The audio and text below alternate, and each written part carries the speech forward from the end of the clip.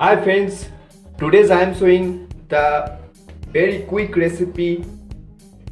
That recipe name is baby rose ice cream.